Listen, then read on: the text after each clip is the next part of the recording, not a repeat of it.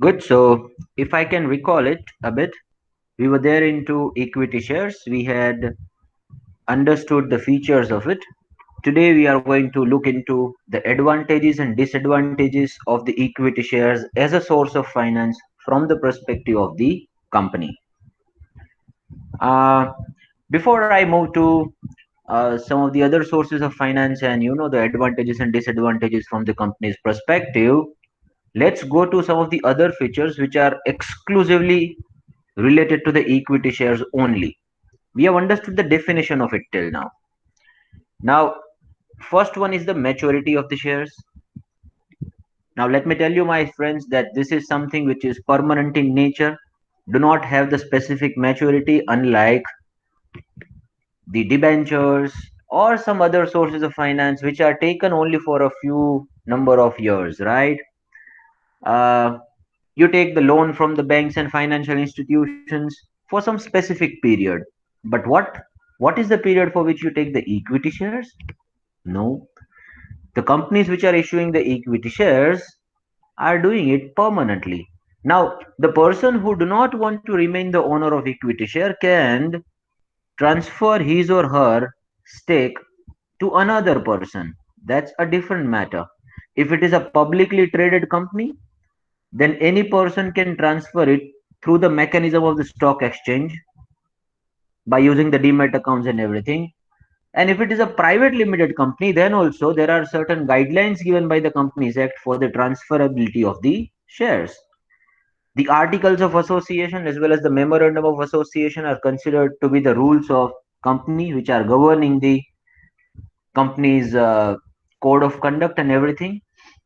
They would be specifying that what will be the process of transferring the share from one party to another party in case if it is a private limited company.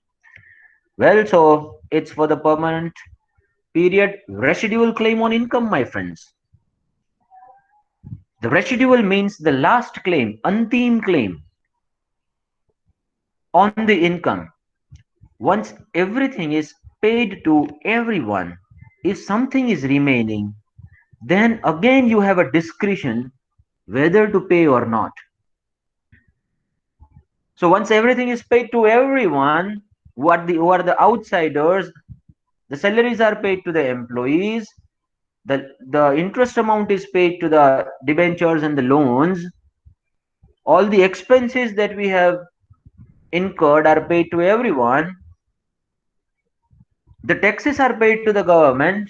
After that, if something is left, that may be paid to the equity shareholder, and that is also up to the discretion only. If you don't want to, then company may say no for the dividend in spite of the fact that they have the good amount of profits.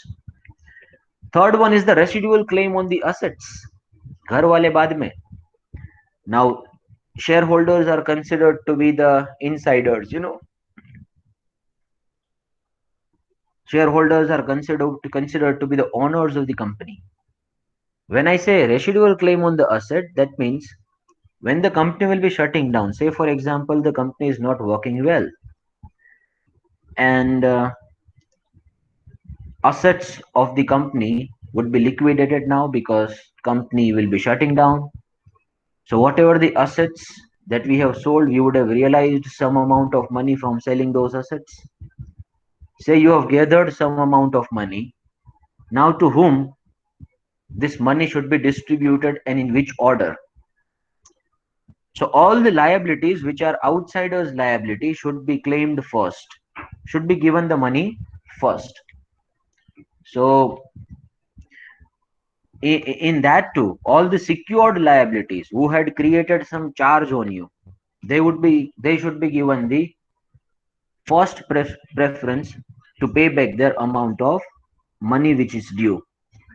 Now when I say the security, that means there can be a three types of securities which might have been created against your assets in case if you have taken the loan from someone.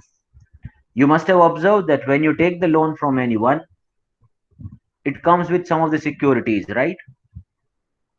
It is attached with some of the properties of yours. So that means if you do not pay back the loan, then those assets would be seized by the banks and institutions, and they would be able to recover the money back from it. So securities part I'll be covering in a great detail in the loan section. But right now, what I'm trying to say is that all those people who have already got the security against your assets, who have already got some collaterals against your assets, that means if those assets are sold, the first person to be paid the money would be those secured liabilities. They would be given the first amount of money, whatever you have received after liquidating your assets. Then the next right is of the other outsiders' liabilities, which are unsecured in nature, but they are outsiders' liability. Then the money would be paid to preference shareholders because, as the name itself suggests, they have got the preference over the equity. And now, if remaining amount is there, and if company wants to distribute, obviously wants to distribute now, that would be paid to the equity shareholders. So they have the residual ant wala claim on the assets. When the company is going into the liquidation at that point of time, after making the payments to everyone, outsiders liability, secured, unsecured, preference shareholders, if anything is left now, will be distributed to the equity shareholders. If nothing would be left, they will not be distributed anything. There can be some positive things as well for the equity shareholders here because they have the residual claim. If the company would be left with too much of amount of money, rest everyone would have got the fixed amount of money of their claim. You do not pay to your outsiders liability more than what they have given to you, right? If they have given to you 100, you pay them 100 only. It's a limited claim. Similarly, preference shareholders is also something which is a limited claim. You are supposed to pay them the money, only the money which is been committed by you. But equity shareholders have got the residual claim. So after making the limited payments to everyone, if too much of money would be left, that entire money would be distributed to the equity shareholders. So if too much money would be left, equity shareholders are in benefit. If less money would be left after shutting down the company, equity shareholders will be in the loss. But they will have to bear this loss, because they are ultimately the owners of the company. And if too much of things are left, then they would obviously the beneficiaries of this company. Right to control, we have got to know about it. Voting rights, they have got the voting rights to vote in the annual general meeting. As I've already stated, my friends, that it has been explicitly mentioned in Companies Act. The events are explicitly mentioned where the ordinary resolution to be passed or the special resolution needs to be passed. Ordinary resolution requires 50% of the majority in favor of the decision, and special resolution requires 75% of the majority in favor of that decision. Now those rights are exclusively given to the equity shareholders. They have got the voting rights. No one else have got the voting rights. Even the preference shareholders do not have the voting rights. Only the equity shareholders carries the voting rights. That's why they can control the management. They have got the power of voting. Company is basically a small form of democracy where every decisions, every laws can be passed by using the resolutions in the annual general meeting. They have got the voting rights. Ultimately, they are the one who controls it. अगर तुम साथ हो तो ही हो पाएगा, otherwise नहीं हो पाएगा. Right to control, मुझे हक है. They can control it. They can change the management. They can change the board of directors. They can modify the auditors. They can modify the articles of association. They can modify the memorandum of association, which two are considered as the Gita, Bible, and Quran of the company, a governing principles of the company. That can be changed by only the equity shareholders, by no one else. Then we have got, my friends, the preemptive right. In addition to this, they have got the preemptive right as well. So if company comes up with a different equity shares, if company requires the more amount of money from the equity shares now, then existing equity shareholders who have already got some claim, who have already got some equity shares, would be having the first right to subscribe into it. That's called the preemptive right, in order not to dilute their shareholding. Let me just give you the example to understand. Say, my friend, if one company had 100 shares, there was A, who was the existing shareholder, who had 50 shares, and rest of the people, say, had 50 shares. So effectively 50% of the control over the company was enjoyed by A, and 50% of the control over the company would be enjoyed by all the other people putting together.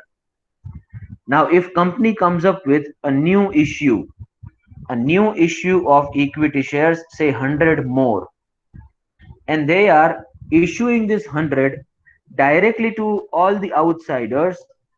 I mean, they are not giving the subscription privilege to this A now. I'm just taking the example. Then what will happen? If all of these 100 shares would be distributed to the other people,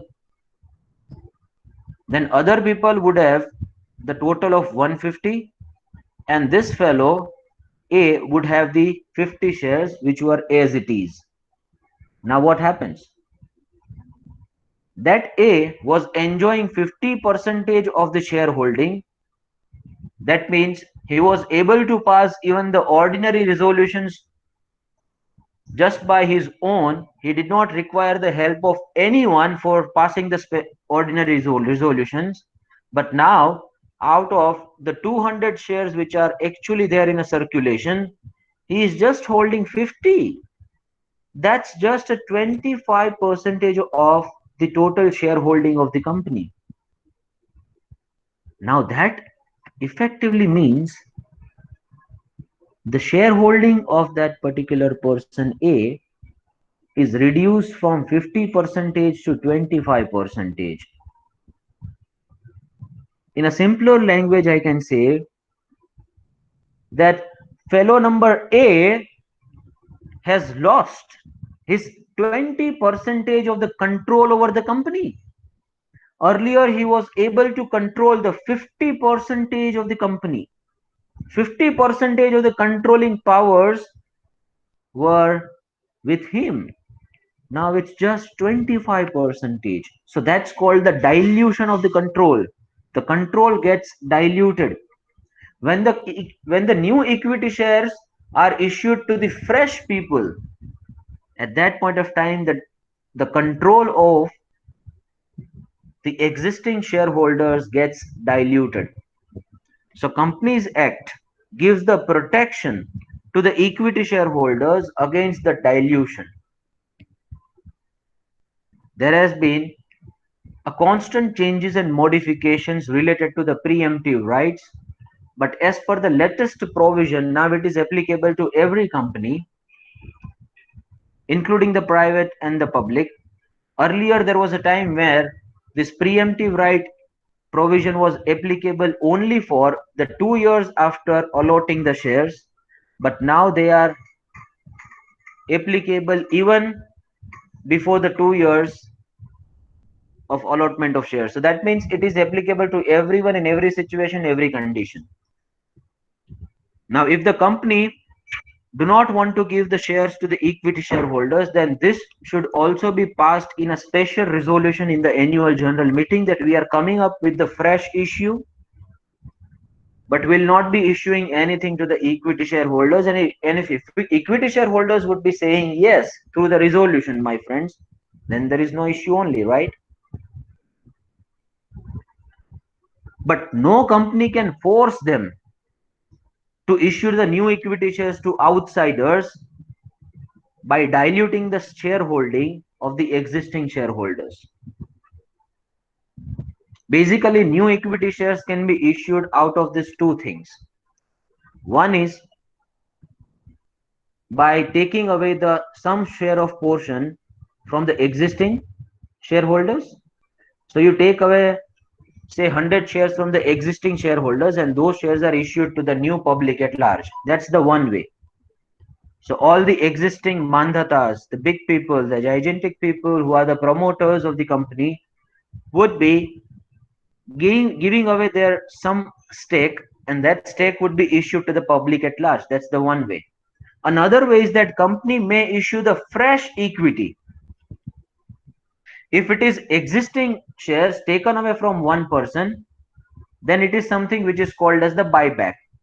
And those people who are giving them these shares would be charging some premium on it, obviously, because that would be the requirement of the company at that time for overall objective and for betterment of the company at large. They would have done that step. But another way is that they may come up with the fresh equity issue.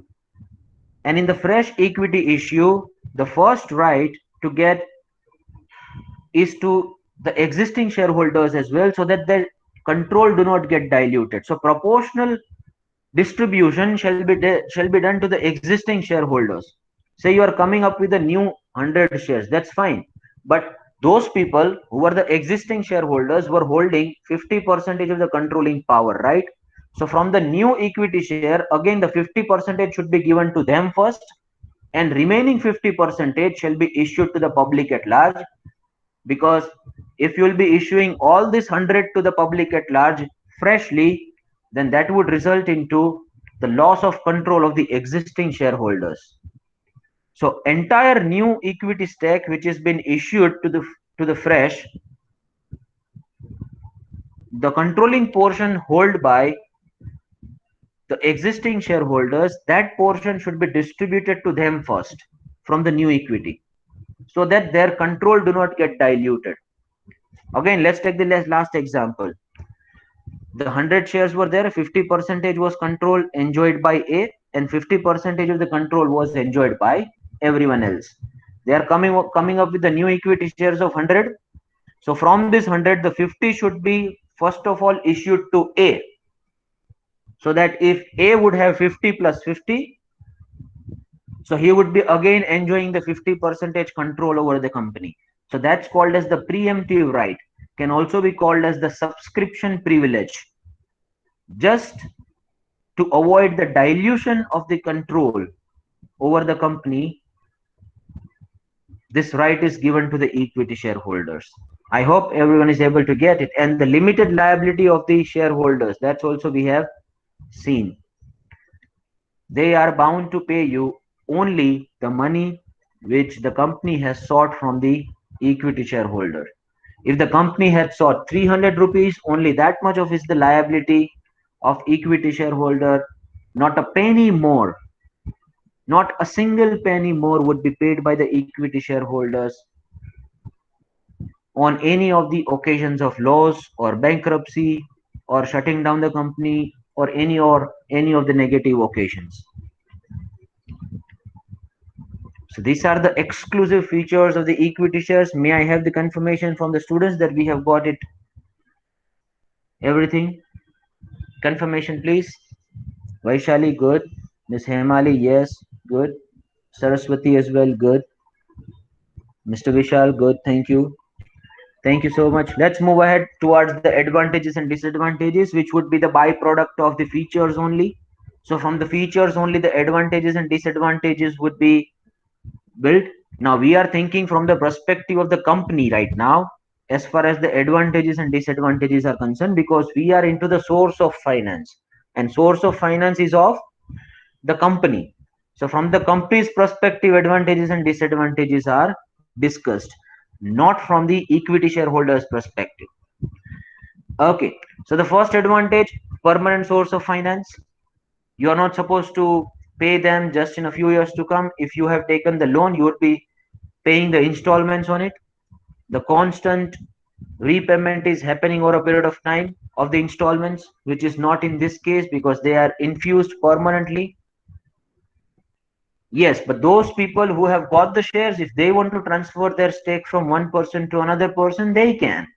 They are allowed to do it by following some guidelines given by the Companies Act 2013 and the Articles of Association rules framed by the company. In case of the public company, there is no question at all. You can transfer from one person to another person directly through the stock exchanges, and no one can stop you from doing so. Number two advantage is the no fixed obligation of dividend. You may pay the dividend, you may not. No compulsion to pay the dividend, which is obviously same as the no fixed obligation. You are not forced to pay the dividend to the equity shareholders. No obligation on company to redeem.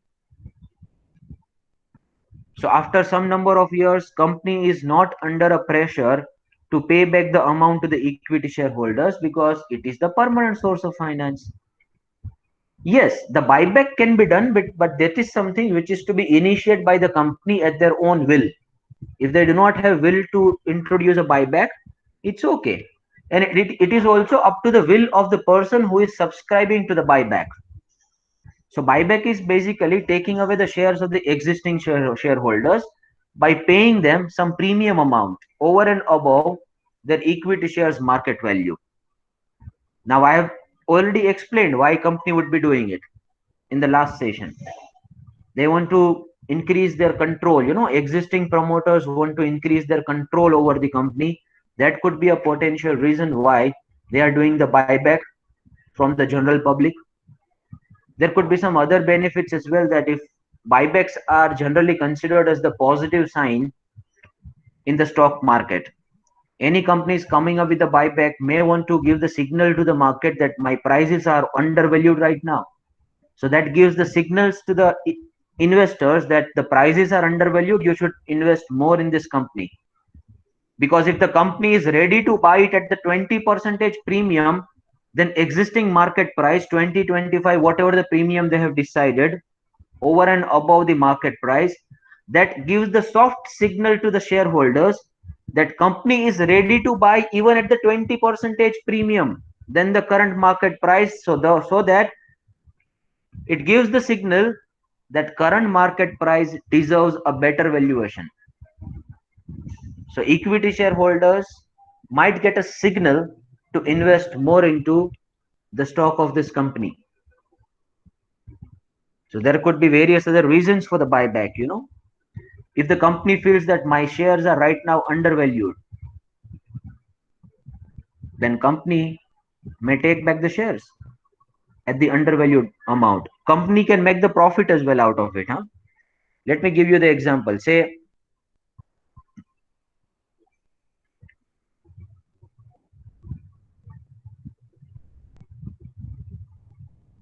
company has come up with a buyback, and right now the market price is 400 rupees. Company is feeling that this 400 rupees of market price in the stock exchange, that is very undervalued. Company deserves much more than this. Company would have got some really good news about the future. They are very optimistic, positive about some outcomes in the future. They would have entered into some business expansions programs. They would have entered into some new markets, new products. So whatsoever the reason could be, but companies feeling that this 40 to 400 rupees is undervalued. Now what company will do? Company will do the buyback at that 400 rupees. Say they are giving the premium as well of 10 percentage, so they would be doing the buyback at 440. Now shareholders like us would be like, oh my god, we are getting 40 rupees more than the market price, they should do the buyback. It's fine, I'm giving away my shares. Company has got the share. Say company has got 100 shares. Now company has got the shares, and these shares can further be issued to the normal public at large whenever the company would be requiring to do so, right? So say 5 and 6 months have elapsed, and after that the market prices of the company reaches to say 700, because company were very firm on that undervaluation. The market price is reaching to 700 after some period of time. Now company can reissue these 100 shares which they had taken away from the equity shareholders earlier, and those 100 shares would be reissued at the new market price to the general public at large, can be called as the further public offer, FPO. When the shares are issued for the very first time in the market, they are called the initial public offer, IPO. But if the new equity shares of the same company for which the shares are already traded and the fresh issue is done to the equity shares holders, then it can be called as the further public offer, FPO. So what company has earned from this? They had taken it away at 440. Now company would be raising 700 from the market because that is the new valuation in the market now. So company has effectively got 260 rupees more on each share with the greater valuation in the market. So obviously these funds would be occupied by the company for their further expansion, future prospects. So this is the money which company has got by taking the advantage of the market price increment. That's why the company would be doing the buyback. So buyback could be done due to various reasons. I have just explained few of them. Disadvantages: irredeemable. The permanent source of finance, that was an advantage, but the same becomes the disadvantage as well. Once they are in, they are entirely in for the lifetime. They can control the management. ऐसा stick और छड़ी लेके आपके सामने आपके माथे के ऊपर बैठेंगे, ये करना है, वो करना है, नहीं करोगे तो तुम्हें चेंज कर देंगे, बोर्ड ऑफ डायरेक्टर को चेंज कर देंगे, डिविडेंड पे करना है, नहीं करना है, ये करो, ये मत करो, ऑडिटर्स को चेंज कर दो, डायरेक्टर्स को चेंज कर दो, और वो भी परमानेंटली सुननी उनकी बात है. Equity shareholders are more like spouse, wife. It is the irreversible decision. Once you are into the relationship and you are married, you will have to sahan this. There is no other way. Then it comes the obstacles. Preference shareholders are the child, they get the preference over the spouse. Basically, children gets the preference in the family over spouse, for the requirements. So they are the child. Obstacles in the management. They can create the obstacles in the management because they have right to do so. And as per the Murphy's law, it's always been stated, that anything which can go wrong will go wrong. Anything which can go wrong will go wrong at some point of time. So if they can create the obstacles, they will create the obstacles at some or the other point of time. When, where, we don't know. Leads to speculation sometime. Now speculation is related with, too much of increment and decrease in the market prices. Now what happens, my friends, that equity shareholders are large in numbers, specifically when it is a public company. Now say if you would have taken the money from banks and institutions which are small in number, say you take the loan from people, they would be hardly 2 to 3, right? But if you are issuing the equity shareholders, you are issuing to the public at large, to the large number of the people. Now what happens, that there can be some communication gap between the equity shareholders and the company. Because they are large in numbers, there could be some grapevine, there could be some rumors which can get spreaded. There could be some gap in the communication which the company wants to pass, and shareholders are interpreting it in a different way. They are large in numbers, so they can be manipulated. They are large in numbers, so rumors can be spreaded. They are large in numbers, so that company do not have the control over the messaging system as far as the equity shareholders are concerned. जितने ज्यादा लोग बढ़ते हैं उतने rumours ज्यादा फैलाती है. Equity share holders को किसी ने बता दिया ये कंपनी तो बंद होने वाली है, यहां से बैठे बैठे ऐसा बेचारी कंपनी ने कुछ किया भी नहीं था और उनके प्राइसेस हो गए क्रैश मार्केट में.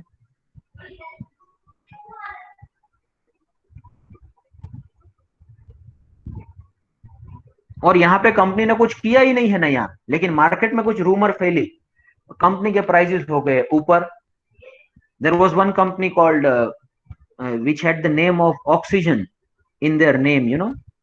The word of oxygen was there in their name. So in that corona time, people had started investing in that company. I don't know, Oriental was something, a name, Oriental Oxygen Limited or something.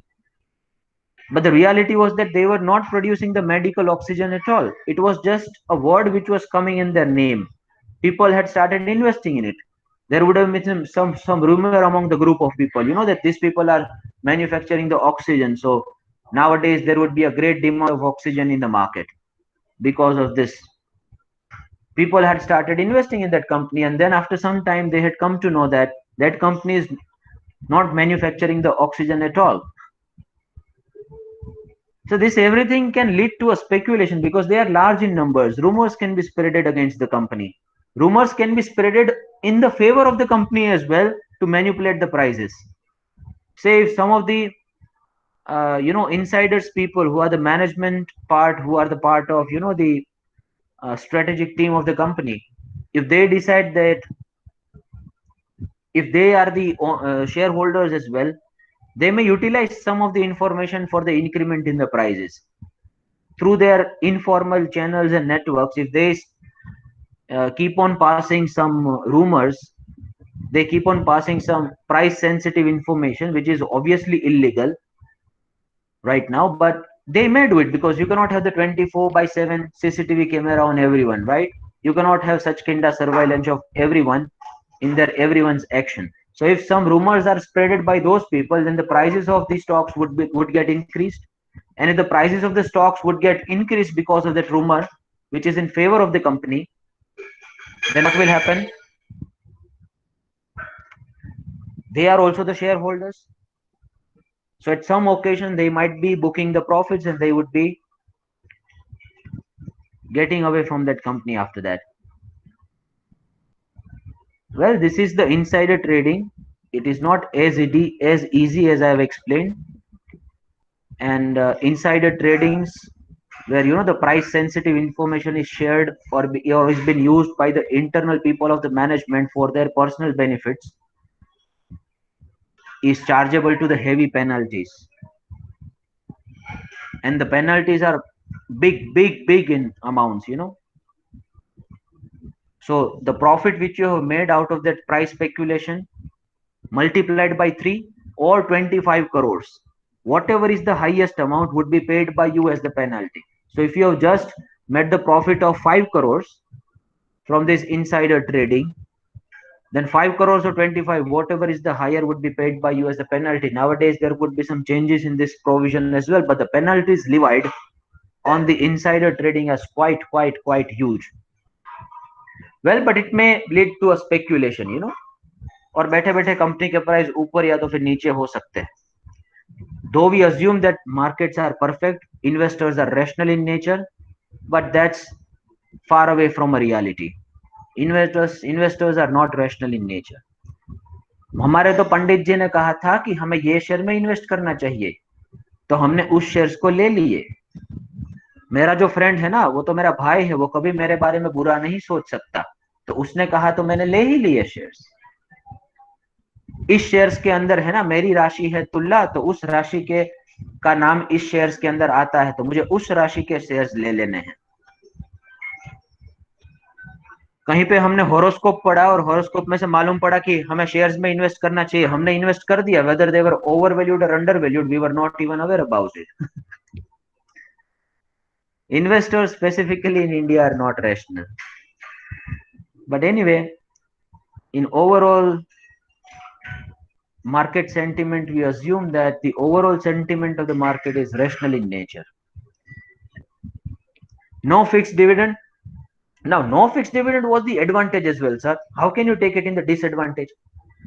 Now, if there is no fixed dividend, no. So any point of time when the companies would be doing more profits over and above the expectations, then the shareholders would come and say that dividend बढ़ा दो, dividend बढ़ा दो, dividend बढ़ा दो. एकता कपूर की serial के 3 बार. When you have the fixed amount to pay to someone, you at least have a confirmation that you are not going to pay anything above that, right? Specifically in case of the interest. If you have taken the loan, You pay the interest. You are at least aware that only that much of interest is to be paid. But here there is no limit. Only if the expectations of the if the profits of the company would be more than the expectations, then shareholders would be demanding more amount of dividend. And if they have come to know that this management can be, can be forced, and we can do our works in whatever the way we want to, they would be doing it again and again. We want the dividend. Now, company is not obliged to pay the dividend, understood. But who are the ultimate owners of the company? Who can change the management? Who can change the board of directors? Shareholders. So ultimately, the will of the shareholder would survive, if there would be a conflict between the two, because they are the owners. Disadvantages: the equity shareholding issue of the equity share dilutes the holding of current owners. We have seen that. Because of that, there could be some subscription privilege to be given to the existing shareholders, provided it is mentioned in the articles of association. Cost of equity capital is very high. The reason why it is very high, because there are various costs to be considered. The first cost is the issue of the equity. You come up with the IPO, you appoint the merchant banker, then merchant banker would be issuing the prospectus, then the IPO range would be circulated in the market, IPO will be kept open, you hire the bank, you hire the people who will be collecting this money, you hire the people who will be managing this money, you hire the underwriters, then the allotment would be done, then the listing will take place. So it involves so many other parties to issue the equity in the general public. So the issue cost of equity is quite high as compared to the other source of finance, because if you go to the financial institution to take the loan, तो आपको बाहर से जाके सिर्फ दरवाजा खटखटाना है।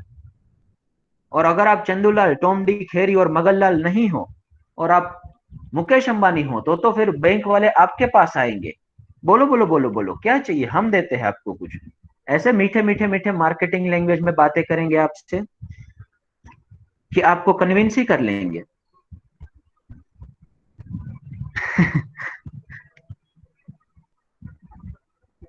So issue cost in the loans and the borrowings will not be much. You will have to just sign some few papers.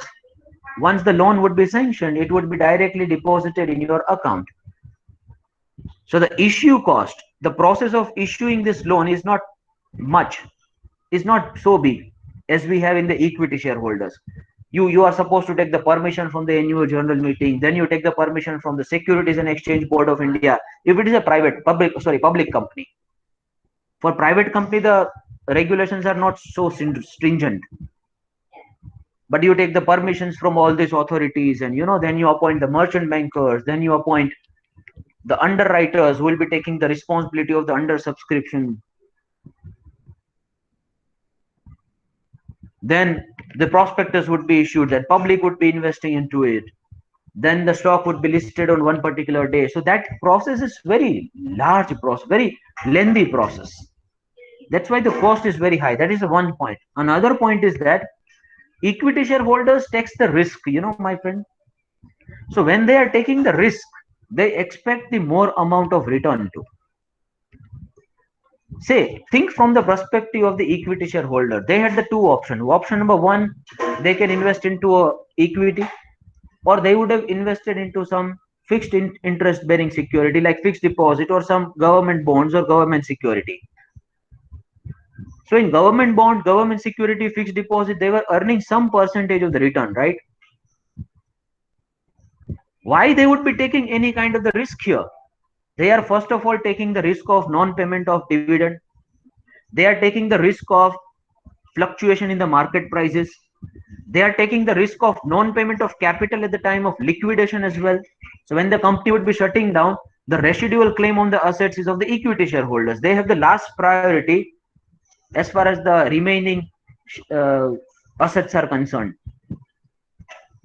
If equity shareholders are taking so many risks, obviously their expectations in terms of return would be quite higher as compared to the other investment avenues, right? and companies will have to satisfy their expectations, otherwise they would be selling off their shares. So company will have to either perform so well that the market price increases so that they get the return, or company will have to pay the dividend on a timely basis so that they would be able to get some amount of return on a regular interval. Either the dividend should be issued to them so that their expectations are satisfied, or the company should be doing that much of effort, or the company should be doing this much of work so that the market price are boosted, so that the equity shareholders get some return. So the cost related to the equity would be quite higher than the cost related to the other sources of finance. Now the very good topic which requires a bit of explanation from my side is the dividend are paid from profit after tax, while interest on other finance is a tax deductible expense. I would be requiring your interpretation. If you can let me know what you have understood from this point. Dividends are paid from profit after tax, while interest on other finance is tax deductible expense. Well, I'm keeping this open for your interpretation. We'll be discussing that point in a detail in the next one. And after that, we'll be discussing few other sources of finance. Okay, so let's not take too much of time of yours. Right now, it's already 9:45, and I too have the next lecture. Fine. So that's it from my side. You will be thinking about this point, and I'll be asking your opinions on this point. Dividends are paid from profit after tax, while interest on other finance is a tax deductible expense, and that has been written in the disadvantages. What is it? What is it? How do you interpret it? We'll see that in the next session. Please put your enrollment number as a mark of the attendance today. That's it from my side. Bye bye. Take care. Sayonara. Enjoy the rest of the day.